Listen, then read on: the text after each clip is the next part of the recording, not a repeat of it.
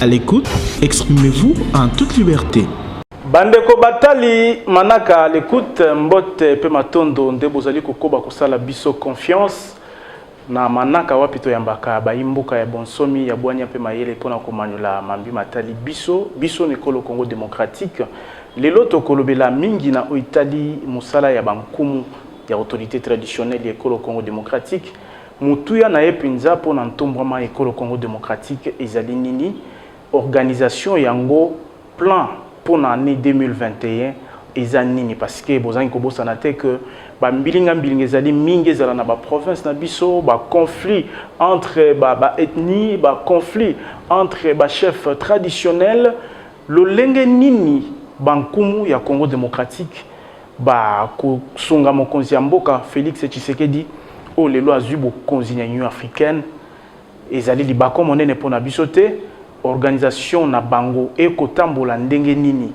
mambi manso wana tokolobelango actualité politique pe kozanga te po mututo koyamba azali mutu munene azali na ba qualité belé na kofungula kutu buku pona tanga mulai ya ba qualité azali nango ezali Evariste Bekanga Bokuta Bochichi secrétaire général ya Alliance des autorités traditionnelles du Congo, ANATC Namokuse, Outa février 2020, à licencié en sciences commerciales et financières, puis spécialisation naïe à Salaki en fiscalité, na Oetali Misala, Sala Namokilito na politique, Azala député national, conseiller na collège politique et vice-président de la République Yerodia, Azali Moko, il y a expert Oyo Mayele Bima pour la DGRK, Azala ministre provincial, il y a budget, fonction publique, travail, paix, affaires sociales, na Équateur, la configuration nango ya kal Équateur à monene wana, Azala conseil économique, na ba question technique, na conseil spécial, il y a nouvelle province, il y a Chouapa, Azala directeur, il y a cabinet adjoint, il y a gouverneur, il y a province, il y a Chouapa. Azala ministre provincial, il y a finance, économie, petite et moyenne entreprise, peu artisanat, na Chouapa. Azala ministre, il y a budget, peu plan, il y a Chouapa. Azali moto oyo ali na boyebi mingi, to banzi na émission na biso ya lelo, Evariste Bekanga, secrétaire général ya ANATC à Kofungola biso Mbote CG. Mbote, monsieur le journaliste. Nazungo Ngamulai pour nous représenter pour kilomètres vraiment. Bonne organisation Nabino, il y a Bankumo ANATC, Kotambola Malamu, Namoya Lelo. Merci, ndeko journaliste. Organisation Abiso ya ANATC, Ndenge Oti Koloba. Ezo Tambola Malam, mais le cours des Ali Solo Amnene Boye, Olimbisana Nongai Kenatondo, Nakumisa, président de la République Nabiso, Yemoto Azali, Inde. Premier des chefs coutumiers de la République démocratique du Congo, son Excellence Félix Antoine Tshisekedi, Awa Milimo Yabakoko et Sali Batombole, Mokonzi ya Afrique Mobimba, Nangino Kotombele Penza, Mbote, Oyobiso Bankumu, Tolekisa qui yango menanika ozongela pour na kola keseke to sepela kinango, tozali simanaye.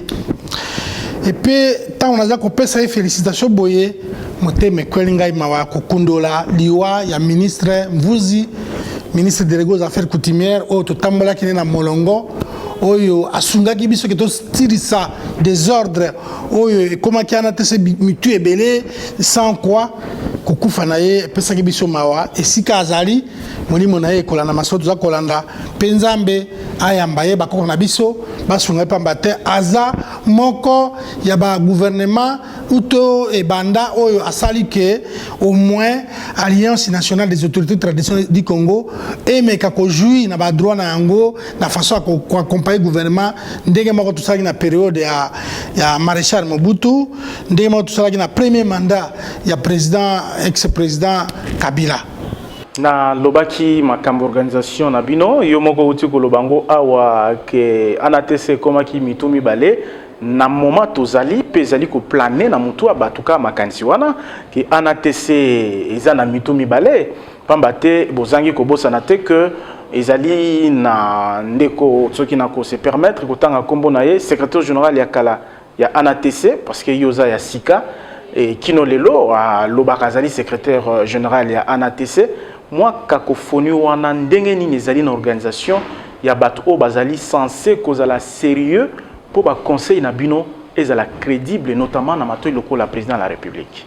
Oui, merci beaucoup pour na motuna wana cacophonie ezala mitu ya bato mususu parce que c'est un premier maté à bomano va bengi éducation. Effectivement, à un moment donné, mandat à comité d'abisso et silaka, bateau va quand qui koufi, banga qui basala, ndeki banga kosala, mais autour du ministre des Affaires coutumières, toyokana qui toque na élection. C'est-à-dire que le comité y a créé et salem. Et puis tout ça qui élection, tout ça qui assemblée générale extraordinaire élective, tout benga qui va déléguer des grands chefs coutumiers à Congo et Mobimba. Peut tout sangana qui na restaurateur, na bar, na palais du peuple, et l'unique bakezaki qui gamba ko bombate. Tout benga qui batoyos. Et puis tout ça qui na le coup tout est parce que au début que ANATC est la personnalité juridique. Autorité numéro 1 à l'association est le ministère de la Justice. Vice-premier ministre, ministre de la Justice, a tindaka conseiller politique naé a consister dans l'élection de du peuple. Vice-premier ministre, ministre de l'Intérieur, a tindaki conseiller naé a consister dans l'élection. Ministre de tutelle délégué aux affaires coutumières, a tindi secrétaire général aux affaires coutumières, a tindi conseiller politique, a tindi conseiller juridique, a tindi chargé de mission naé kakapona ba mapona mimale kanandenge.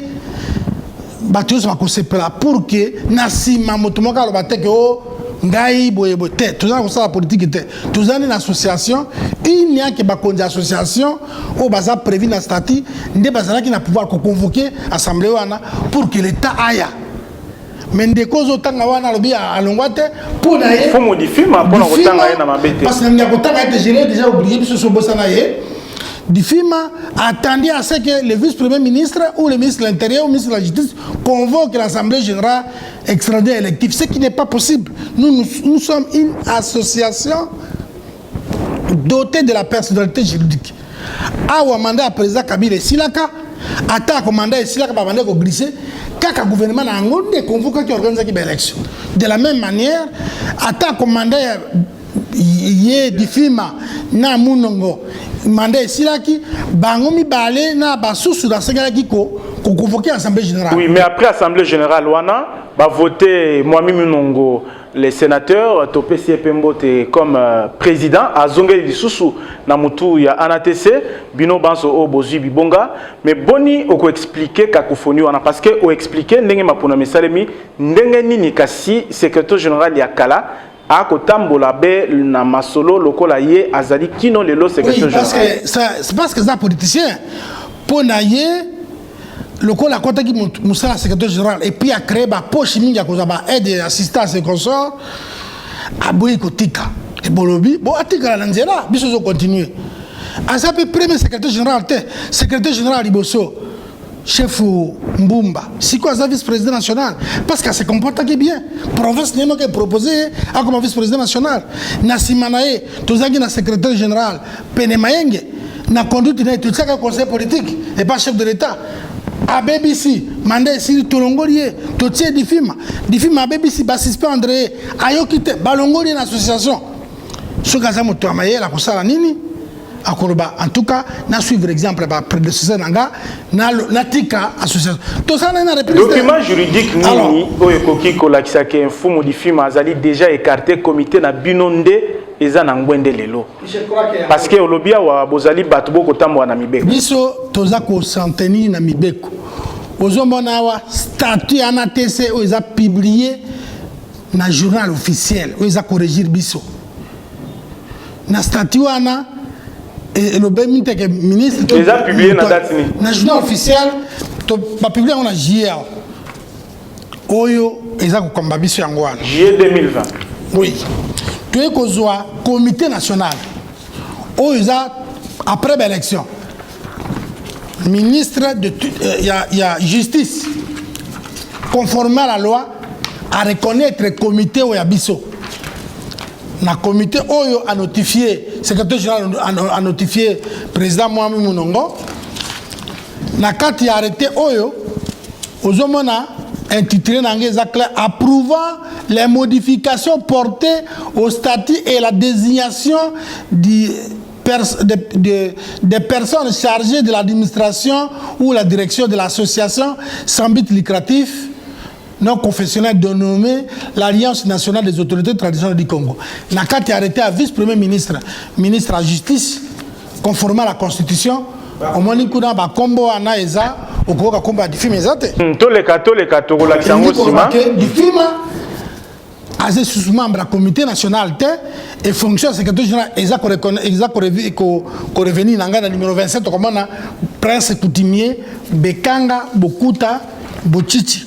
Donc, et ceux qui ont été vice-premier ministre, ministre de la Justice, attendu à un journal officiel pour nous dire que il va engager autorité coutumière dans le cadre de l'ANATES. Donc, pas na binotoloba. Arrêtez publier dans le journal officiel Angoy. Merci beaucoup. Donc, après publication du journal officiel, pour un homme sérieux, pour un homme stable, bien éduqué, il n'y a plus de débat. Maintenant, pour la crédibilité et l'organisation de Bino, Moutou O Azali supposé qu'engager Bino, Azo qu'engager Bino, entre parenthèses, abusivement. Mwami Mounongo, les sénateurs, les très respectueux Mwami Mounongo, na yo secrétaire général pe comité Mobimba, le la président Azalakana Maloba Mingite Bino pe Bovandi, Moutou Akotambola na kombo ya ANATC Oyo, Mibeko et PCN Dingisa Anate, Bino Botali Kaka. Donc, na ANATC, tout rebelle, Moutounio Sagoy Kosa la rébellion naie a marché naie pe a kozwa ba bénéfice n'engaza kozwa. Non, vous voyez, je vous ai parlé ici qu'il y a un problème d'éducation. Oui, mais comme Moutou Azoto santé. Nous disons, parce que l'ANATC ne peut pas aller au-delà, il y a l'État. Il y a des services publics qui sont censés mettre fin à ces désordres. Après dénonciation à Bino, par exemple. D'autant plus qu'il y a des détenteurs, il y a documents officiels, il y a organisation. Nous avons, dans un premier temps, toute l'année 2020, bien que ça ait empêché la Covid, tout ce qui a une capacité, il y a gouvernement, il y a Koloba, qu'on s'est imposé, l'icolo a dit non, monsieur. L'élection Salemaki, mais c'est ça. Exactement, c'est là où nous allons arriver. Comme vice-premier ministre, ministre de l'Intérieur, a sali rien. Alors que Atindaka délégué dans l'élection, puis il y a que Moto a supervisé ministre de la Justice dans l'attribution. Puis il y a que affaire coutumière, Bazala Kikuna. Puis Azoti Kaika Salabongo. Au lieu à interdire, topé la police judiciaire, ou à Zakolanda Kambeko à l'État. Baloba, non, non, monsieur. Tout le monde qui a élection a parlé du peuple, tout le monde Mikanda Yonan. Ba Kangaye, Bisoutrobi, ok. Et ça échec le gouvernement pour commettre l'ordre. Bisoutrobi perdre, mais le gouvernement va perdre parce qu'il a pris interface, c'est son échec. Et il n'y a qu'un monana. Tango, tout ça qui n'a consultation. C'est place dans l'ingana comme en consultation, moi, incident Salemaki n'a. Palais ya mokonzi ya mboka. Oui. Na palais de la nation, oui. Bankumu bakomi ko swana. Oui. Pona nini? Pona kozanga kotosa bokoko na l'État. Bokoko pourquoi? Yazanga ki kotos. Protocole d'État à chef de l'État. Chef du protocole d'État, chef de l'État, c'est un ami intime à Difima depuis quand? Puisque tout Difima est secrétaire général, Ngazala qui a adjoint sur le même protocole qui nous recevait. Pour prendre les invitations. Mais le cas là, Tolongola qui dit protocole d'État, peut avoir chance que, comme titulaire, à Wachama, régime Salami, au Rial, Mibeko à l'État, à l'Amikana, il y a les Andi, à Mitsina, du film. Chef de l'État, Bengi Bisso, Njo Kande, à Bengi du film, Nandegene, à Poissa, à PCB, invitation, à Bengabatom Soussou, à Kundelipe, et puis tant que tu continues dans la salle, il y a réunion à Mokonzi, président de la République est à côté. Mais c'est que Bisso est structure officielle parce que le chef de l'État est garant de toutes les institutions. Et l'institution qui gère aujourd'hui la coutume au Congo devant l'État congolais, c'est l'ANATC. Ils ont dirigé le président Mamounongo et Ngaï comme secrétaire général. Bisso sont préparés directement. protocole d'état chef de l'état a sali coup d'état a désigné des films directement porte-parole na biso. Oh. Et Kamisaki biso mingi, je vous dis. Yango toba sa majesté Fabrice Zombi. Atomboka ki kuna. Oh, yango ana tololaki, tosalaki maloba mabe. Na miso mokonzi yango. Na miso chef de l'état pas que protocole d'état na ya très faible, très corruptible.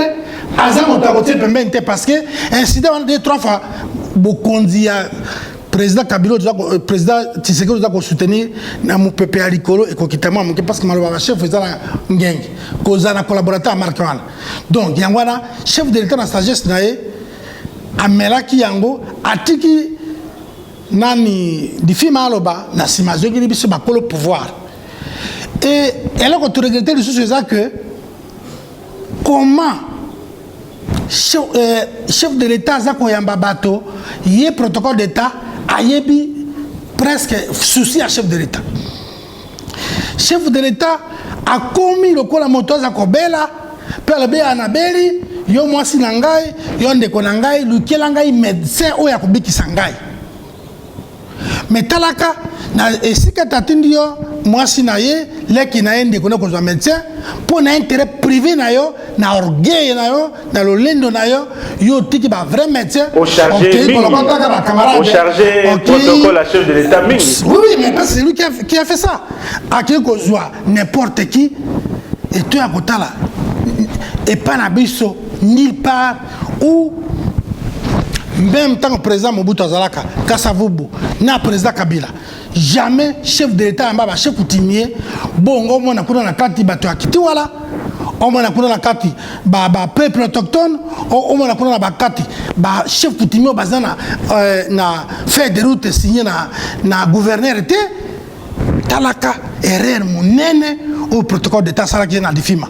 Tout ça kapona koluka. Qu'est-ce que le président de la République avait compris à la participation parce que Zalaki que incident wana salami directeur de cabinet chef d'état Zalaki tous les conseils Zalaki bakobenga ngai na expliquer situation ou bien kolongola chargé wana qui a sali incident moko eko sali matin chef de l'état c'est makambo ya sérieux mais saboter yango parce que le chef de l'état reçoit cabinet pe ça la suivi wana te pili ba pesa pe pili malgré ba mapinga ko swana webi maka wana ba pili ça était alors que asalaki mabe asuka que chef de l'état za ma soko ki masola chef de l'état ki masola tina pose la wana il faut za moto za reconnu mais yena difima basali kopa na bango kiti wala ba féticher le toyebi ba yé comme ça là ils ont quoi à dire au chef de l'état et ils ont quel pouvoir quelle population quel espace au bango ba ko kende ko sala ka sensibilisation pour le chef de l'état fumu difima azali mutu ya Congo central peut-être ça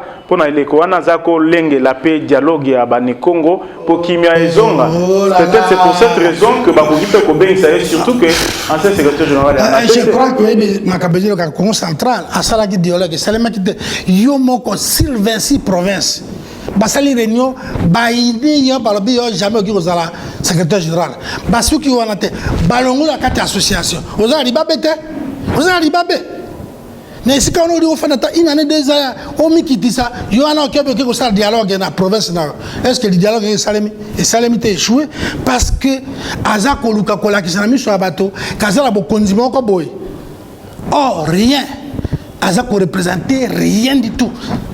Soit vous avez la force, ça va fétiche, oui, je peux comprendre. Mais vous avez pouvoir à Bokok. Donc, au sein de l'incantation, vous pouvez payer au Kério, m'appeler au Kério. Papa, il y a mon corps de film, à mon attaque au Kourou, tu n'as chez Botichengambi 5. À Koufaka, tu as vu avion, tu as vu Ikela. Tu as vu un bébé à grave un avion, quand il est bimé au Tambor. Pour prouver que Bissou est à Bokok. Bon, il y a makila pas à forcer na kotanganga na la tabilamba basa kité biso ya bokoko loko la gouvernement selon yo a échouaki na mission en kocha ordre na point wana qu'est-ce que vous comptez faire parce que toi déjà 2021 sur ce point pour clôturer pour la clôturer dossier du film autant il peut faut chef coutumier ba benga ka kyungu oyo quelque Katanga FCC bazo combattre Mamunongo ba pesa ka mbonga c'est président partout kaza président ya anatese alors que aza ni mon chef local ngai presque coutumier ni chef il est seulement fabriqué par un groupe d'individus katangais contre Mamunongo et ba pesa ka mbonga la télévision que nous avons le ringue et j'estime que nous en 2020 on ne va plus tolérer 21 déjà on ne va plus tolérer ça. Tout comme l'état de droit, tout comme ça, tout pour mettre fin à des ordres, l'État coquette. Ce que l'État a l'envie, on va recourir à la coutume. C'est-à-dire parce qu'au départ, nous avons, rappelez-vous, nous avons dit, bino en notabilité, il y a Congo central, besoin moi na bino di film beauté et atika biso kimia. Ce que l'union c'est une association ba chef coutumier. Le ko la sala côté ba fulo ezala Kinshasa que notamment na bango. Asala intitulé association comme monsieur atambola. Mais ce que ça continue ko gêner biso mon frère. Association ya biso ya na TC oh moi mon nganga twa ko kamba. Nous avons tous les grands chefs, tous les chefferies. Attends moi quand c'est pas de film. Nous avons tous les grands et pas Nabiso. C'est-à-dire si le chef d'État a besoin du pouvoir quelconque, c'est nous. À nous adresser. Pas par folklorique, bazuna ba féticheur qui au nyatepe, azé une puissance à respirer. Ba chef bazuna ba arrêter to ba au sali menace, au lobby ceux qui a continué de couler na coutume. C'est-à-dire ça menace c'était on va trouver un compromis avec les chefs coutumiers du Congo central pour dire mais comment toutes les 26 provinces tozaki même kako moi na bino Azako Salam Salam. En plus, est-ce qu'il est chef? Je vais vous montrer. Rapidement. Si je les ai belés.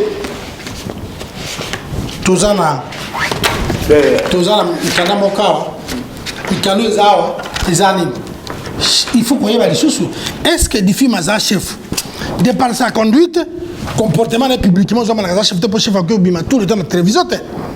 Deuxièmement, oyo aza na mboka kuna azo réclamer na mboka ni na mboka ya tapa je connais nazala mikana mokawa soki boke pesa ngai kolona pour vous montrer okomona ke bokonzo wana zwaki na ndenge ya force ya que aza moto ya régime ba influencer et que aza secrétaire général chef coutumier bo pesa ya arrêter ya reconnaissance mais en réalité le sous-sol le sol l'air et ça écoutez les leçons qui président Tshisekedi a singé na ba puissance wana qu'est-ce que Difima peut faire? Parlons de la puissance na bino wana naroba qui chef de l'État a commis mokonzi ya Union africaine to est-ce que ezalité opportunité pour na biso notamment ba congolais à travers bino ba traditionnel ba chef coutumier ba nkumu ko saisir opportunité oyo pour imposer rythme et bien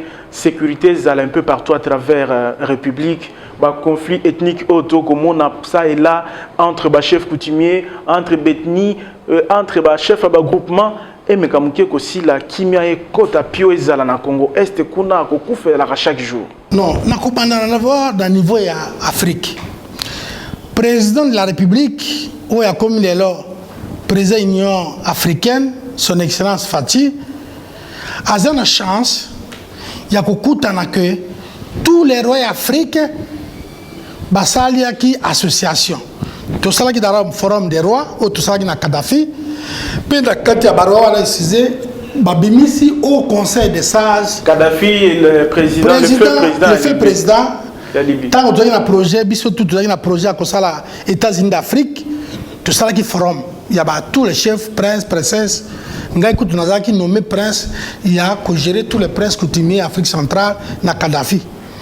Donc, si le président comme il faut, à qu'on travaille dans la sagesse, na organisation Mohamed, roi Mohamed VI, na Maroc Salaki, oyo Mwami Munongaza Parimba, cofondateur.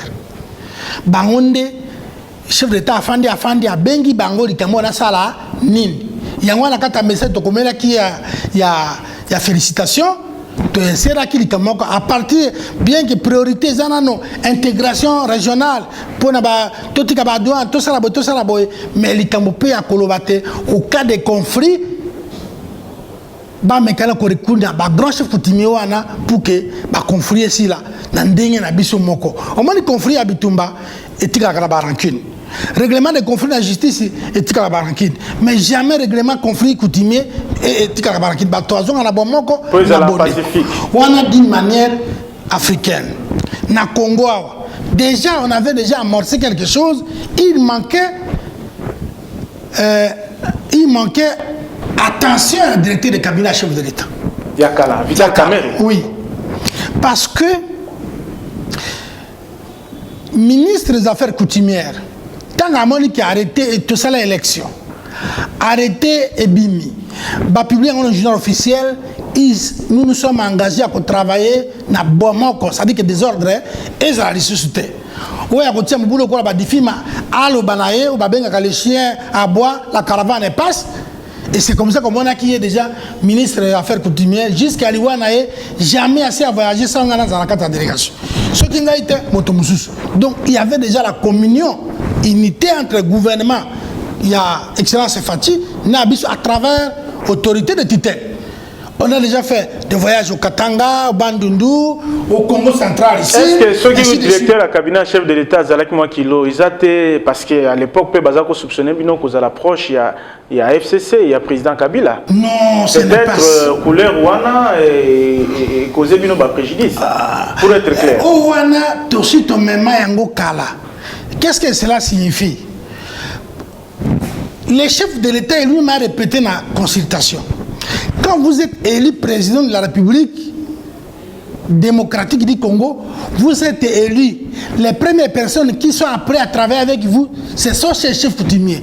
Parce que quand on parle de la nationalité congolaise, de la nation congolaise, c'est la somme, l'addition des chefferies 1 plus chefferie 2 plus chefferie 3, il y a un des salles. Donc, comme chef de l'État, il y a associé des droits, il y a toujours un des premiers chefs coutumiers de la République, parce qu'il y a obligatoirement un bateau au côté. Alors, qu'est-ce qui se passe? Quand il y a eu pouvoir, on a eu pouvoir après le président Kabila, le président Félix, c'était peut-être pas le président Félix chrétien, alors, président, alors que c'est le Makindegeni, Bandeko FCC, on laisse les pouvoirs, la remise des prises à Bangona, na. Président Kabila, président Félix? Oui, après remise des prises.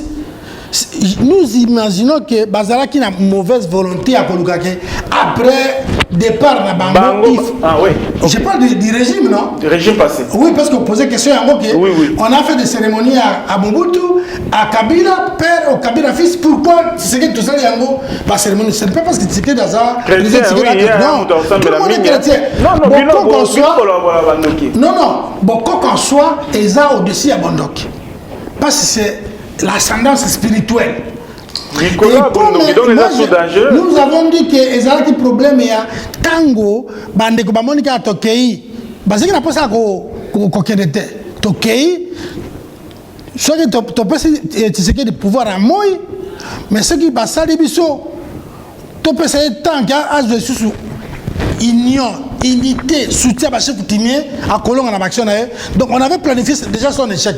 Ce qui fait que le protocole d'État n'a même pas prévu qu'après prestation, il y a chef de l'État. Bah, chef coutumier, bah, il y a tout ça, mais un échantillon, il y a coutumièrement, ma belle, Maï, Moupepe, Licolo, Yangoyo. Il y a Congo, Yangoyo.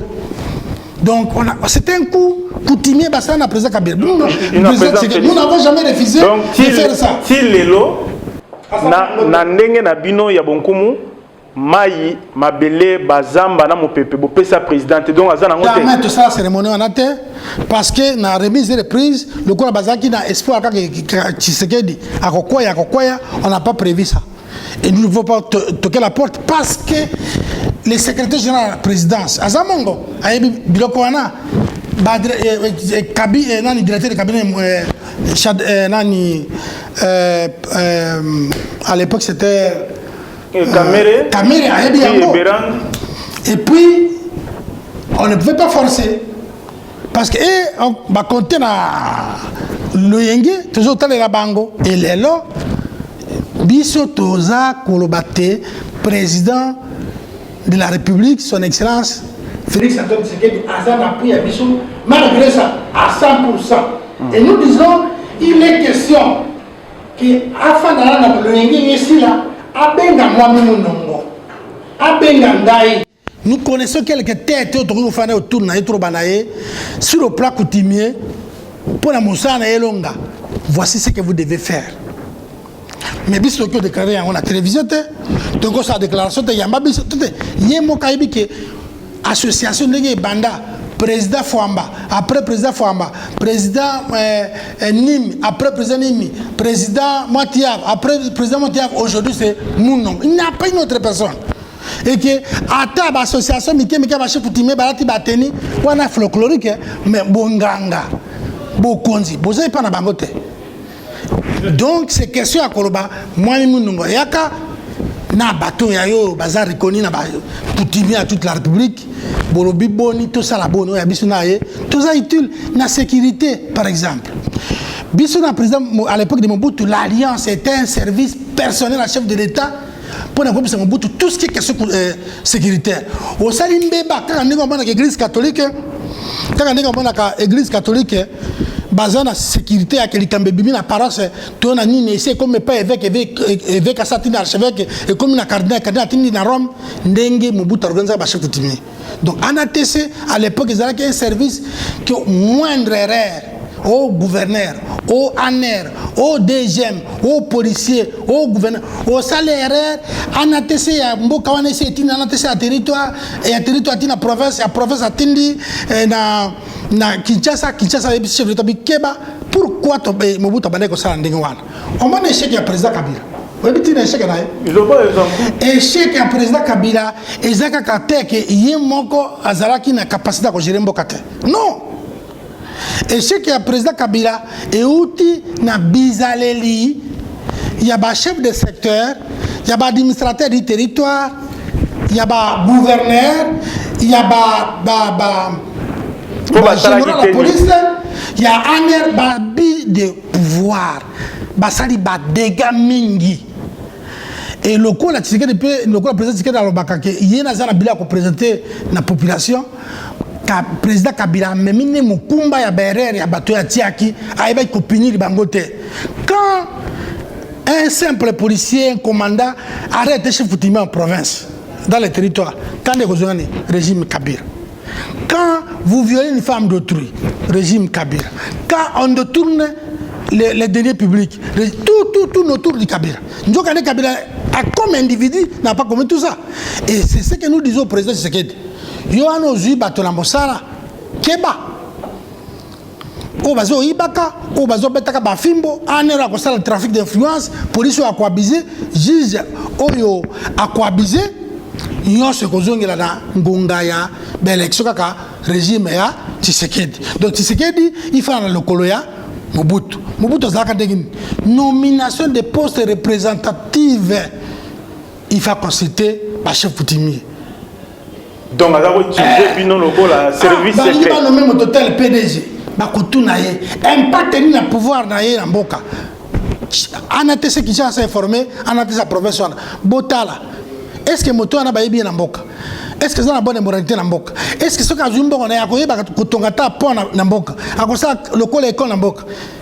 Mais à l'époque vous avez respecté tradition lelo ba chef traditionnel ba coopéra ba na poto batonda wa ba chef traditionnel avant na Belgique a sala 50 ans na Belgique a sala 12 ans na Belgique ba chef traditionnel ba komaka ya ba Belgique ya ba sap boye ya ba jeep ya ba avion talaka ndengo lati est-ce ba nkumo balata boyelo la ministre. Je crois que il faut ba différence à entretenir toujours lata pour identifier na bonganga. Bonganga eza lokola bozoma na basango wana bao batiela ki maboko basi batiela bango maboko.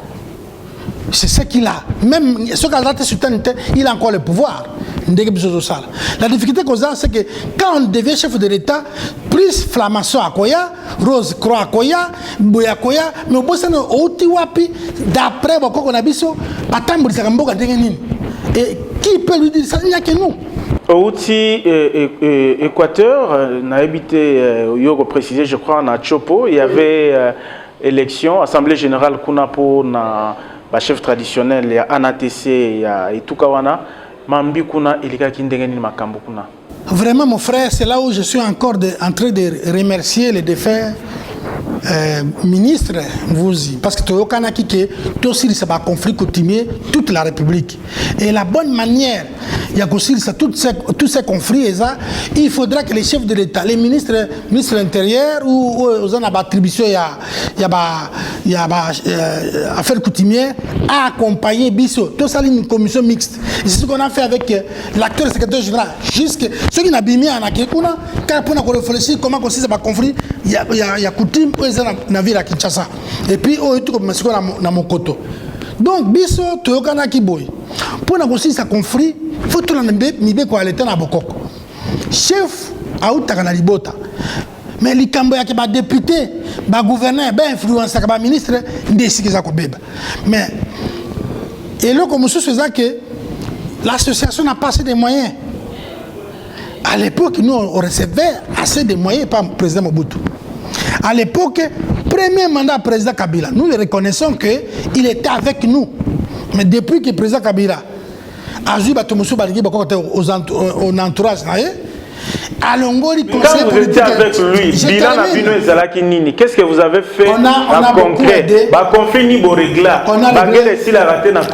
Oui, guerre, aussi la terre, il faut avoir deux aspects. Aspect, il y a colonisation au Mindele, Balinga, Bisso, to jouit dans le droit de Bisso, ba diviser les Congolais, ba utiliser les voisins, ba pesa ba Minduki, ba panza ba population, ba iba biloko.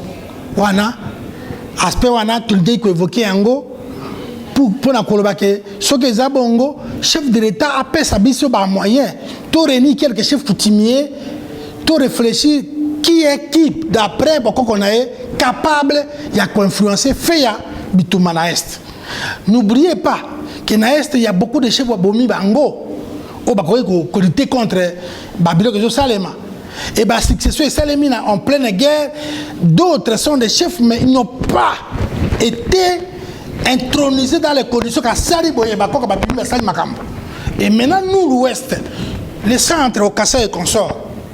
Il y a possibilité à travers l'ANTC pour identifier les chefs que tu as fait président pour sa mission moyen tel à Kende Abimisata Banjoy Abel Sata Bango Diaré tu peux salir ton moko boye mais bomba biso c'est ce que nous cherchons la collaboration avec le chef de l'État. Le chef de l'État doit être politique, administratif et coutumier. Mais qu'est-ce qu'on peut faire? Il ne peut pas s'improviser. Il n'a jamais appris, il ne nous a jamais intéressé.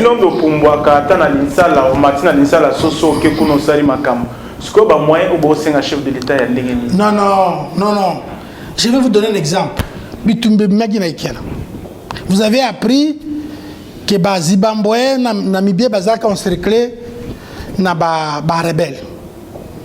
Mais ezalaki bongo ezalaki président Kabila yemoko abengi ba chef coutumier bi balingi ba trabino mabele balingi ba nyoko la biso bosala boy c'est ça yo moko pesa yem loba mais soko zo loba te na ko pesa exemple là donc loba mon cause protection pour na bino non une garantie pourquoi il y a des effets moi je vous dis que pour que basa la cérémonie à Bokoko aéroport ya Ikela ezala invisible inaccessible dans les rebelles, il y a des gens qui ont fait des sacrifices, il y a Kola Lanzala, il y a Koboya Mwasi, il y a Koboma Tabakosa la boy.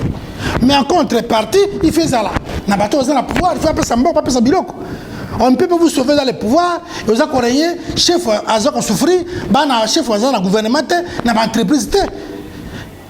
Aujourd'hui, il y a des choses, on va publiquement parce que on est obligé à travailler. Apparemment, vous êtes vraiment déçu, Makassi, na gestion, mais ce n'est pas pour dire qu'on m'a dit deuxième mandat, il y a président Kabila. Président Kabila. Aucun chef n'a soutenu. Mais comment Bitumbe comment modifier mandat comme on en a sigo par ci par là. Le pouvoir. Comment on a oui entre banques est-ce que à soutenir qu'est-ce qu'il a gagné? Qu'est-ce que le FCC a gagné? Bisso, tout ça qu'on regrette qu'à chaque fois qu'il y a un régime, on soutient parce qu'on est obligé de travailler avec celui qui est au pouvoir. Mais qui les demande comme le pouvoir, PDG, ministre, Kaka Bango na Bango, chef aza représenté. C'est ça la question.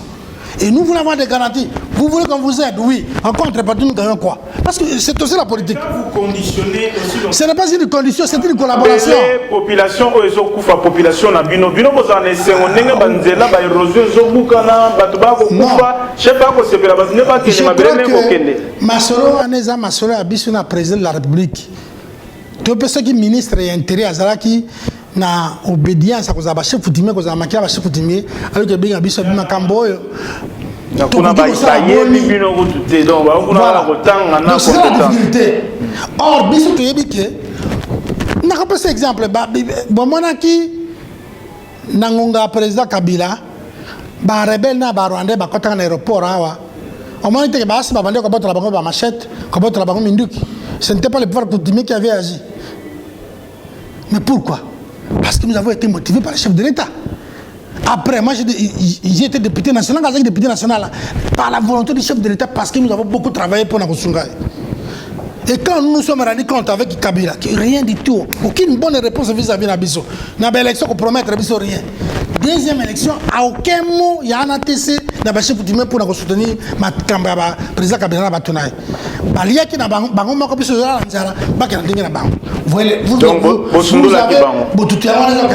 toujours. Tozali na suka émission, mais Tokolobela pe oza politicien na tangi awa ozala député, ozala ministre plusieurs fois, ozala conseiller politique, conseiller économique, financier, osala makambo ebele na mboka. Lelo Congo na biso tozana ko tambola pena na makambo moko onanto monate. Majorité zalaki ya FCC et commissaire président Félix Mabunda Janine, présidente de l'Assemblée nationale, Azupat Lelo, président Bosso, Avani Nangbende, Tomoni, président Tambwe, pétition, Yemoko Ami Longoli, Lelo bureau d'âge, ya Papa Mamboleo, les alliés qui fonctionnaient Kalate, Maponami, Nanyonso Oyo, Ilunga Ilunkamba, ma poussé Kino Nasuka, ma député, ma créé pétition P, ceux qui motion, il y a censure, Ilunga Ilunkamba à finir na ko démissionner, Nyonso Oyo Salema, na miso ba chef coutumier bazo komona ngonini ka lokola ba politicien o bazali pene ya mokonzi ya mboka ba ko benga ngo mo pepe asika ou topé bino parce que bino bozana intérêt ya ko lempa ya ko loba lukuta ya ko flatter chef de l'état ceux qui bozali solo na besoin ya devenir ya mboka. Qu'est-ce que vous voyez na maignon soma ko sale malelo? OK, merci pour la motuna wana. Na ko répondre quand ndeko zolo ba kiza problème politique na répondre na raisonnement un peu plus politique. Président Kabila, président Tshisekedi a sali 2 ans. 2 ans a sali biso ba congolais sur les opposition to ya pouvoir na biso ba chômeur na nyonso on a vu que na logique to kendeki na ango il était voué à l'échec. Personne ne peut dire aujourd'hui que ceux qui sont contre la logique qu'un président de la République en fonction a convoqué l'institution d'assemblée, premier ministre Fainandako, ministre Fainandako. Boko nini ngai chef de chefferie, chef de groupement, to wapi na bengi bato pe bato nga bayete. Vous trouvez ça normal? Tout pouvoir vient de Dieu. Pour nous les chefs coutumiers, nous disons que Bokondia Félix Antoine Tshisekedi et Uti Nanzambe. Di Kambari Boso toto sai. Oya lingi to pesai. En 2023, Oyo, au 5 qui topesi 2023, au salaire biso nini. Toute la démocratie est acte. Mais déjà, on ne peut pas les condamner. Il n'a rien fait. Tant nombre de personnes qui ont fait dans cabinet. Qui pouvait les deux? Parce que tout le monde a dit que Kolongola, il a été vraiment bombardé. Attends, Covid, non, nous disons. On ne sait jamais, mon peuple a mabé. Trobi boy. Président Tshisekedi a saisi assemblée, a saisi Sénat, à cause du gouvernement, nyonso total et laïe, na mbulo mi balé, qu'est-ce qu'il y a? Mais le gouvernement Zobima, Akeba, nani a eu okota. Parce que il y a cause à la ministère de l'Université, il y a cause à la province de l'Université. Kabila Kouferi, collaborateur. Collaborateur signifie chef de secteur, administrateur du territoire, gouverneur, ministre, mokondiane, mokondi la police, ba dégâts ba kosala échec à 2023 et vous a tsekeli. Tokoyi ba bangote. Azala sévère. Tous les gouverneurs au baza koyi ba baza ko bengana bango na ba province a protéger bangote parce que comme une union secrète, ministre Ayibi, conseiller Ayibi, non parce que comme une union secrète to punir était aner to deuxième a sali dégâts a to juge a sali musalo elongobani na mibe ko alitate président Longola Pembeni parce qu'en 2023 il n'y a que lui et lui seul qui va donner le bilan de la gestion de la République, de la gestion de la nation congolaise. A nommé Bato, mais à la Motango, est-ce qu'ils ont un dividende politique? N'a pas si à la ministre, n'a pas élection. D'abord, la population qui bénéficie de Nini. Bon, on a Moussala Naye. À quoi apporter? Mais ce qui est pour Azan de recommander, n'est-ce il y a que Oyo Azan sénateur, moi si député, oh leki boye boye zéro. Frustration et ça qui n'est FCC et quoi c'est FCC, il ne faut pas qu'il y ait ça les manas, l'union sacrée sinon tu peux atteindre les mêmes objectifs. Népotisme, tribalisme, fantaisisme, clientélisme. Président Kabila, corruption, président Tshisekedi Yimoka s'est porté garant Yakotala. On nomme les cabinets ministériels, on nomme les gens vérifiés, Balan Bazakuna, Bagouverneur, Bazakobebisa. Mais Bolimo comme ça fait président dictateur, ce qui a commis Moutou Yakobanda, Kotala, Naba conseiller, ministre. Bon, il y a des services spécialisés qui doivent voir comment on fait les choses. Parce que Bila, il est la seule personne à représenter Bila. Mais, il y a traité dictateur pour changer votre mentalité, c'est lui le dictateur. Mais le président, il est démocrate, il doit suivre la parole du peuple. Émission qui toque au Kassi, vous allez obligé à Kokatango pour on a 45 minutes, Papa Guy Mabungu. Il lobby nanga ke ekoki to sur 30 secondes pour na kosili sa émission oloba na ba chef coutumier oloba na ba konzi ambula matadi vraiment na 30 secondes liloba oyo eko simba bango pour na 2021 oyo makambo itambula lelenge mususu population a soufflé atamoké na espoir nyonso oboko pesa na espoir nyonso mokonzi mboka ko pesa travail union sacrée bazala pena kimia. Merci beaucoup. Nakobanda Libosona, na président de la République. On ne vante pas des roues. A comme union président de l'Union africaine, René Ekuna et Kolata Kongo Mobimba. A Salamo est fort, Yakotika Bilembo, Kuna. A travaillé dans au Conseil des sages, au roi Mohamed VI à Maroc a créé. Ou le chef coutumier à Congo, République Bazakuna Nakat. Awa a considéré que Aza élu président de la République de Congolais pouvoir n'être pas motumo côté et outil Nzambe. Bonga wanase mboka na mboka za représenter chef coutumier et ba chef coutumier baza la coordination na bango na Congo Mobimba eza anatese o eza na mboka président Kabila président Mwami Munongo non c'est une erreur mais c'est une blague na Mwami na moto c'est normal. Président Tshisekedi a joué au sérieux problème et collaboration na cabinet na ANATC officiel pas ANATC a mis un protocole d'état na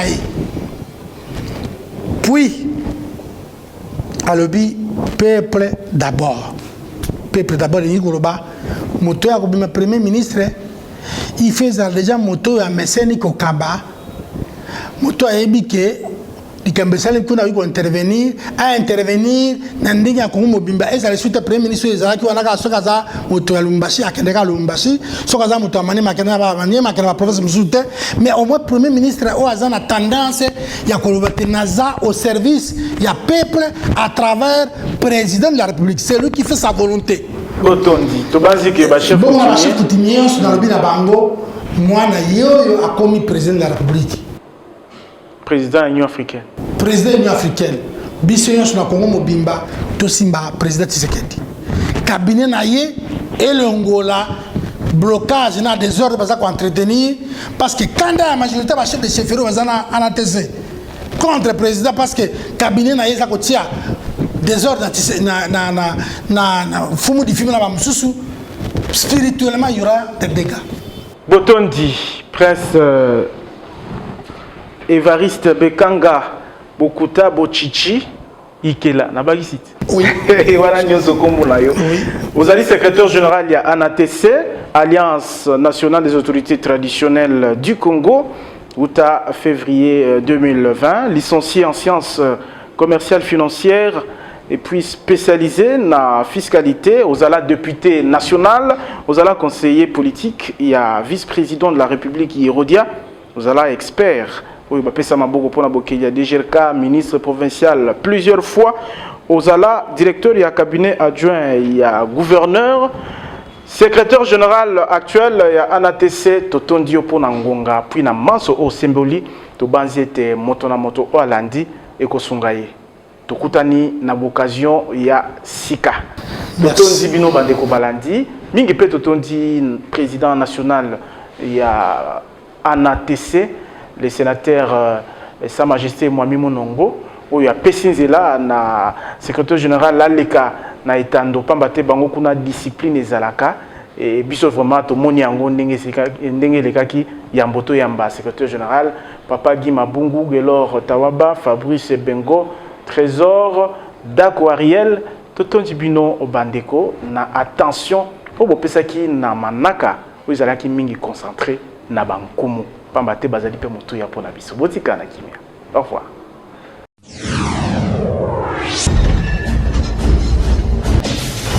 À l'écoute, exprimez-vous en toute liberté.